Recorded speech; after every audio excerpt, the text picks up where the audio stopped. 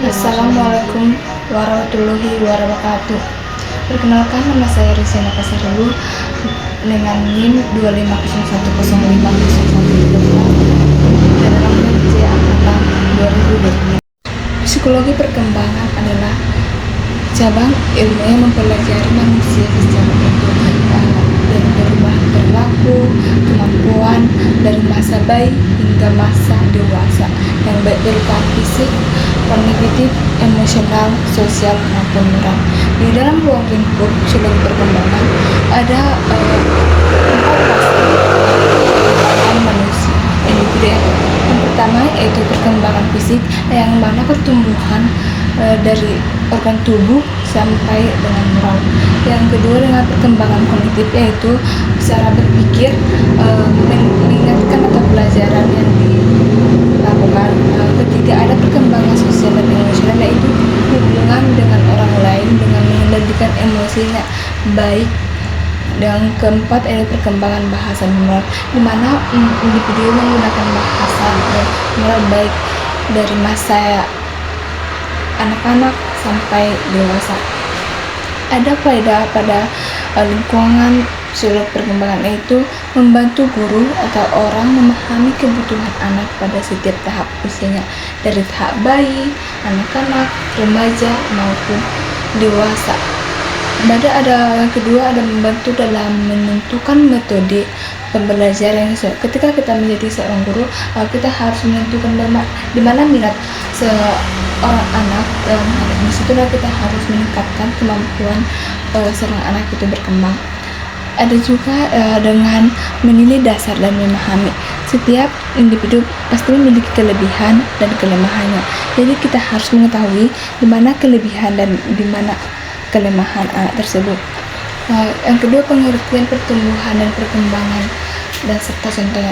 Pengertian pertumbuhan adalah perubahan yang kuantitatif, yang dimana kita dapat ukur seperti tinggi badan, berat badan, dan ukuran organ tubuh, yang dimana pada mulanya anak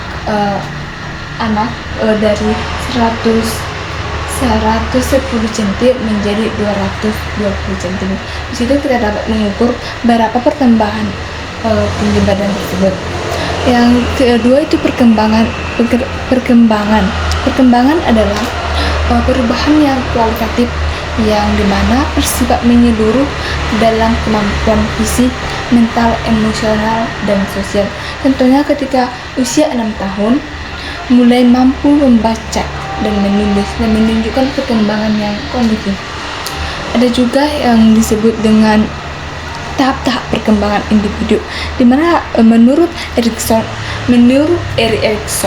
ada tahap perkembangan individu yang terdiri dari masa bayi, yang dimana masa bayi yang disebut berumur dengan 0 sampai 1 tahun, yang dimana kepercayaan dan ketidakpercayaan yang terdiri, dimana kalau 0 sampai 1 tahun itu harus kita pupuk dengan bantuan dari orang tua tersebut. Yang kedua masa kanak-kanak, di mana di awal 1 tahun sampai 3 tahun itu kemandiriannya masih malu atau ragu, tidak menetap.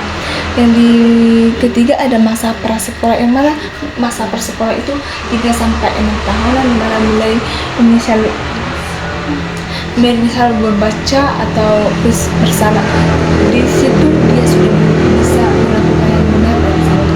Ada kedua masa sekolah yang 6 tahun dan sampai 12 tahun, yaitu rajin bis dengan rendah, di mana rajin dia melakukan yang dia suka dan rendah diri ketika dia tercolok atau tidak bingung melakukan hal. Ada juga masa remaja, yaitu di umur 12 sampai 18, itu identitas dirinya.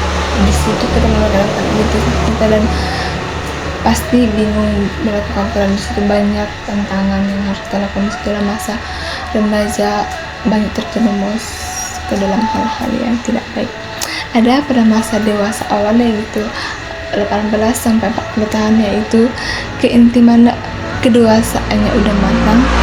Ada juga masa dewasa 40 sampai 60 tahun, itu produktivitasnya itu udah bagus ya, stabil.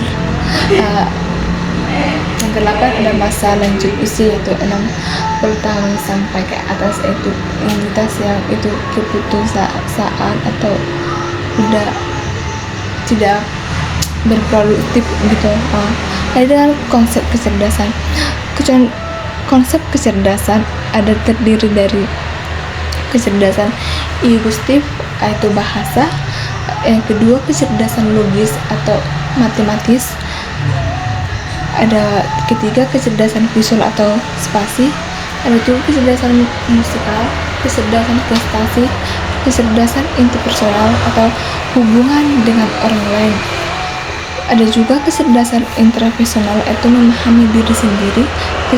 Kecerdasan naturalis itu mengenal alam dan lingkungan, yang dimana ada perkembangan kognitif dan perkembangan bahasa, dimana perkembangan kognitif adalah kemampuan individu untuk menalar, mengingat, dan memecahkan masalah. Menurut tahap perkembangan yang kognitif meliputi dari 0 sampai 2 tahun yang disebut dengan sensori motor, yang usia 2 sampai 7 tahun itu praoperasional, yang usia 7 sampai 11 itu operasional konkret. Ada keempat itu usia 11 tahun ke atas itu operasional formal, yang mana perkembangan bahasanya untuk memahami menggunakan sinonimik kata kalimat, yang mana awal kehidupan itu menangis, ocehan, mengucapkan kata pertama, menyusun kalimat sederhana, menggunakan bahasa untuk berkomunikasi yang kompleks. Yang kedua, tugas dan tanggung jawab guru dalam membantu murid memperkembangkan optimal. Guru berperan membantu siswa agar berkembang sesuai dengan potensinya. Yang pertama itu menciptakan suasana belajar yang menyenangkan dan aman, yang dimana kita harus menciptakan suasana biar murid semakin berkembang dan maju dan ikut senang melakukan pelajaran tersebut. Yang kedua, menyesuaikan metode pengajar dengan tahap perkembangan siswa. Ketika anak-anak berusia 1 tahun, berarti di situ kan kita 1 tahun itu tidak bisa, berarti yang belajar yang masuk mulai TK itu berusia 4 tahun. Di situ dia itu harus digabung pelajaran dengan game, begitu. Ada juga memberikan perhatian terhadap perbedaan kemampuan individu. Setiap individu memiliki kelemahan dan kelebihan. Ketika ada seorang di situ harus kita supaya dia bangkit dan mau berkembang dengan kelebihannya sendiri dan mengembangkan kemampuan kognitif melalui aktivitas berpikir kritis, diskusi, dan eksplorasi, yang mana mengembangkan bahasa dengan membaca, bercerita, dan percakapan yang terbimbing. Yang ketiga, mengapa ada anak yang cerdas rata-rata dan kurang cerdas? Ada 2 faktor yang mempengaruhi anak-anak cerdas dan kurang cerdas. Faktor internal yaitu genetik atau kesehatan otak, atau faktor yang diberikan oleh orang